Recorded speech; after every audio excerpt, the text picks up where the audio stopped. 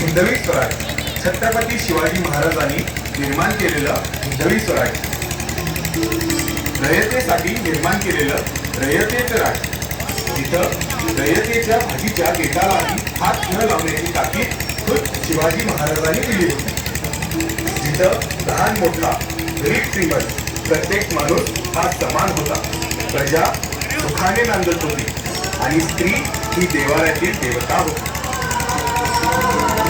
असाच एक प्रसंग शिवकाळात घडून गेला.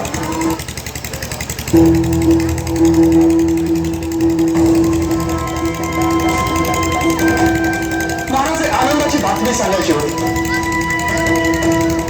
किल्ला आपण जिंकला, पूर्ण मुघलांचा कापून काढला आपल्या मावळ्याने. खूप मोठी लूट मिळवली आहे महाराज.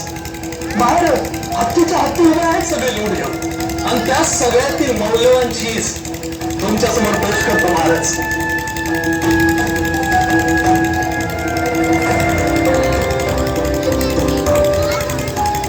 महाराज, एक बाई किल्ल्यावर म्हणून सामोरे आली, परास्त करून आलो तिला. बाकीचा सगळा ऐवज सरकारी खजिन्यात जमा केला महाराज. महाराज, एवढा मोठा पराक्रम गाजवून आलो, एकही मावळा बळी गेला नाही, एक हाती गड सर केला, पण तो काय बी बोलत नाही. काय चूक घडली असेल तर सांगा मी महाराज. तो झाली, क्षमा न करणे इतकी मोठी चूक झाली.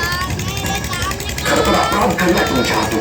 तुम्ही पराक्रम केलात मान्य आहे, कामगिरी घट्ट करून आलात त्याबद्दल कौतुकही आहे, पण त्या उन्मादा सावित्रीबाईंवर अत्याचार केला, त्यांची अब्रू लुटलीत.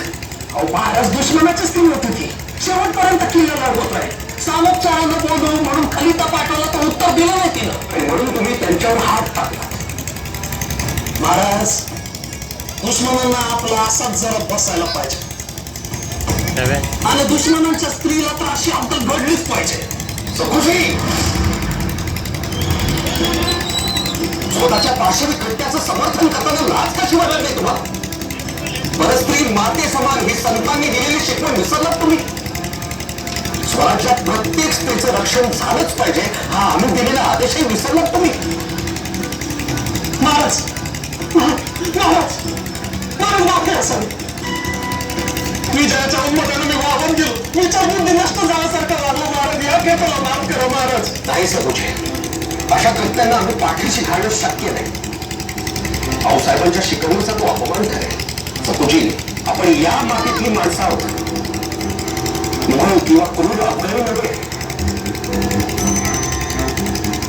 स्त्रियांचा सन्मान हा मुघल आणि मराठ्यांमधला सर्वात महत्वाचा फरक, आणि तोच तुम्ही विसरला. हे चूक नाही, हा अपराध आहे, हे पाप आहे, आणि त्याबद्दल तुमचे डोळे काढून त्याच किल्ल्यात मरेपर्यंत कैद करण्याची शिक्षा आम्ही फरमावत आहोत.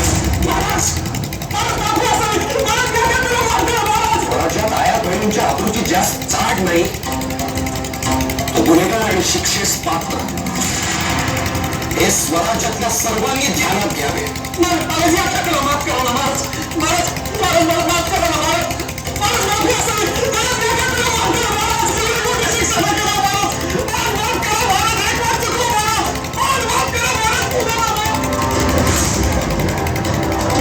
स्वराज्यातले लोक आनंदात होते, सुखात होते, पण गाफील होते.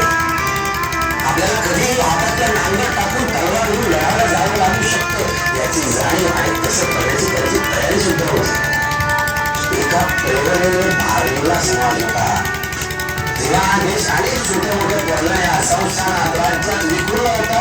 त्या काळातही एकसंगता अत्यंत मोलाची गोष्ट होती. आज हाच प्रश्न स्वतःला विचारून पाहावा असं वाटतं की आज आपण देखील सुखी आहोत, समाधानी आहोत. लोकशाही सर्व हक्क आपल्याला मिळत आहेत, पण मग रस्त्यावर एखादा अन्याय घडत असताना आपण त्याच्या विरोधात का उभे राहत नाही? एखाद्या चुकीच्या गोष्टीला विरोध करायला का कचरतो, का टाळतो? सुखात राहत असताना स्वराज्य ही आपण आपली जबाबदारी, प्रथम कर्तव्य का मानत नाही? छत्रपती शिवाजी महाराजांसारखी प्रेरणा आपल्या समोर असून देखील आपण मावळे का बनू शकत नाही? आणि आज गणित काही कमी नाही. भ्रष्टाचार, दारिद्र्य, अज्ञान, अंधश्रद्धा, जातीपातीचं घाणेरडं राजकारण हे सर्व गमीनच आहे. आणि त्याविरुद्ध लढण्यासाठी आपण या लोकोत्तर महापुरुषापासून स्फूर्ती घेतली पाहिजे.